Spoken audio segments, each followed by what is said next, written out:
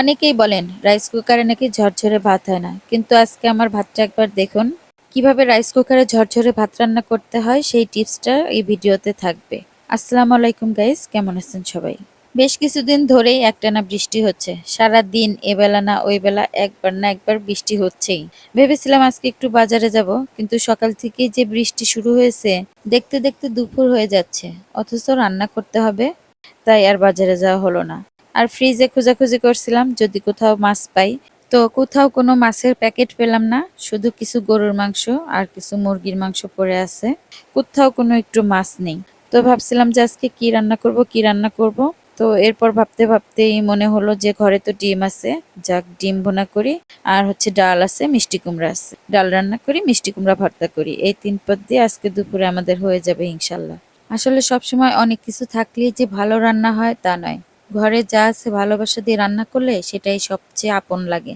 আর বৃষ্টির দিনে বৃষ্টির শব্দ শুনতেও যেমন শান্তি লাগে, তেমনি এই আবহাওয়ায় ঘরে বসে পরিবারের জন্য রান্না করতেও অন্যরকম ভালো লাগে। আল্লাহর দেয়া নিয়ামতের জন্য সব সময় শুক্রিয়া। তো আমি রাইস কুকার কিছু ডিম সিদ্ধ দিয়েছিলাম আর চুলাতে ডাল রান্না করে নিচ্ছি। আর এদিক দিয়ে আমার ডিম সিদ্ধ হয়ে গিয়েছে, নামিয়ে তারপরে আমি ভাত বসিয়ে দিলাম। একটা ভিডিওতে আমি একটা আব্বুকে বলতে শুনেছিলাম রাইস কুকারে নাকি ভাত ঝরঝরে হয় না, ভাতের গায়ে নাকি একটু মাখা মাখা পানি লেগে থাকে। তো আজকে আমি আপনাদেরকে দেখাবো আমার ভাতটা কতটা পরিমাণ ঝরঝরে হয়। কারণ ভাত যখন রান্না করব তখন যে পট দিয়ে আমি চাউল দিই সেই পট দিয়ে আমি 2 পট পানি দিই, মানে 1 পট চাউল দিলে আমি মেপে ওই পট দিয়ে 2 পট পানি দিই। তো আমার এই তো ভাত রান্না হয়ে গেছে, আর কিছু সময় লাগবে হতে। আর এদিক দিয়ে ডালটাও প্রায় হয়ে গিয়েছে, ফুটে গিয়েছে। আমি একটু ঘুটা দিয়ে দিলাম, আরো একদম ভালোভাবে ফুটে গেল। আর আমি আজকে ডাল রান্না করেছি একদম কষিয়ে, পেঁয়াজ মরিচ কষিয়ে, তার মধ্যে ডালটা কিছুক্ষণ কষিয়ে পরিমাণ মতো ঝোলের পানি দিয়ে আমি আজকে ডালটা রান্না করে নিলাম।